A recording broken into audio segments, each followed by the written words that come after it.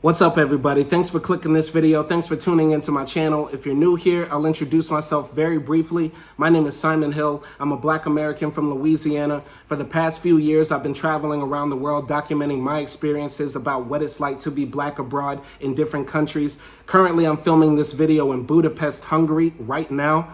I'm a husband to a beautiful woman from Turkey. And in about 2 days from today, September 12th, 2023, I'm gonna be 33 years old. Where did the time go?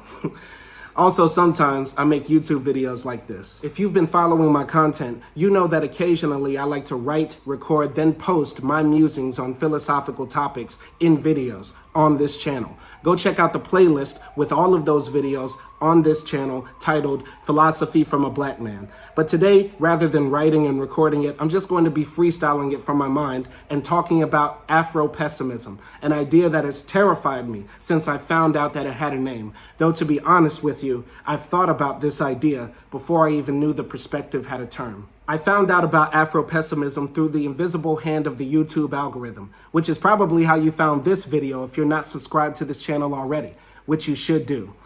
After watching this video, you'll probably be fed more content related to Afro-Pessimism, which you should check out if you're serious about delving into the world of Black philosophical thought. Most of the videos related to Afro-Pessimism are small and niche with a limited number of views, but the link to the primary video that got me motivated to make this content will be in the description of this one. What is Afro-Pessimism? Afro-pessimism is a meta-theory, or in other words, a grand theoretical perspective that Black identity, actualized or identified on others, or the proximity to Blackness, cannot ever fully encompass all of what it means to be human, because humanity, as it's been defined or practiced, is dependent on the otherness or the anti-humanity of Black people to define and support itself. To put it more simply, in Afro-pessimism, the Black man, woman, and child, though belonging to the Homo sapiens species, which comprises all humans on the planet, cannot ever truly expect to have justice, freedom, equity, equality, those rights, privileges, virtues, whatever you want to call them, at their highest order, because those things are reserved for those deemed fully in humanity's fold, which Black people can never be. Why can that not be? According to the Afro-pessimists, how is humanity going to know what justice is supposed to be like unless they see injustice done to Black people by the police or in the court system? How is humanity going to know what freedom or liberty truly mean unless they see Black people have their freedom stripped away and forced to be the largest percentage of people in jails? How is humanity supposed to understand civilization unless it is taught that Black people have had no civilization prior to the capture or colonialization? How is humanity supposed to understand the norms of sexuality unless the stereotypes about the abnormalities of the Black genitalia or body or form are not spread and propagated? How is humanity supposed to understand its relationship to God or being blessed unless it is taught that the curse of Ham is upon Black people and that the devil himself is Black? How is humanity supposed to understand beauty and what is aesthetically pleasing unless it is taught that Black people are ugly? All of these examples and more show the duality that the Afro-pessimists depend upon for their worldview to make sense. That humanity depends upon the otherness and the anti-humanity of Black people. Now, the Afro-pessimists believe, by and large, the event that caused this worldview on humanity to emerge was the commodification and dehumanization of the Black body through the transatlantic slave trade. And though there have been many subsequent tragedies and triumphs since the end of that horrible practice, which did last for hundreds of years, the negative effects of it still remain and will remain into the future. Thus, this is why pessimism is added to the name of this philosophical thought. The Afro-pessimists cannot imagine a world where the dominant society does not still allow this duality to remain, because this duality is necessary for the main superstructure, humanity in this case, to exist. Once again, I'm an amateur philosopher. I'm just some guy with a phone giving my opinions on YouTube, but that's my explanation for Afro-pessimism. Like it or leave it.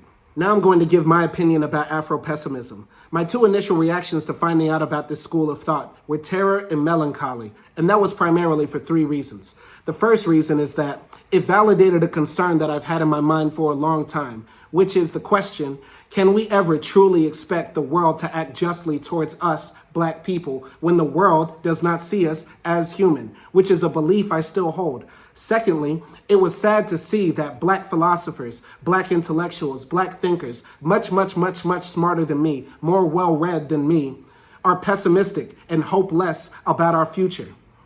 Thirdly, I find it very hard to refute the arguments the Afro-pessimists make. And usually, I'm very good at being a devil's advocate or a contrarian. I do have two critiques of Afro-pessimism, however, the first one being the name. Afro is short for African, and I do not believe a black identity should automatically be conflated with an African identity. I am a black American, and even though I acknowledge I'm a person of black African descent, my blackness is seen through the lens of the geography that I grew up in, as well as being a part of the diaspora, a group of people that deal with white supremacist violence, terror on the mind, heart, and soul and body, probably more than the black African does on a daily basis. Plus, the term Afro-pessimism would also imply that the Egyptians, Libyans, Moroccans, and Tunisians are included in this worldview or meta theory when they probably don't even consider themselves having these types of problems. So I believe the term Afro-pessimism isn't the right term to use. Rather, black pessimism is a better term to use to describe this philosophical problem. The second critique I have of the Afro-pessimistic worldview is that they believe the tragedy of our commodification and dehumanization has created a chain of events that will last until kingdom come. But I would argue that there can be a paradigm shift or a great event that causes that paradigm shift to before we were treated as property, before we were seen as less than human. Because it was not always the case that humanity needed the otherness of blackness as the duality to validate itself. I hope all of that made sense. It's very hard to grapple with these ideas and summarize them into some digestible content, but I would love to hear what you guys think about Afro-pessimism. Leave a comment, like, share this video. Thanks for watching and stay tuned for more. Peace. My name is Simon Hill.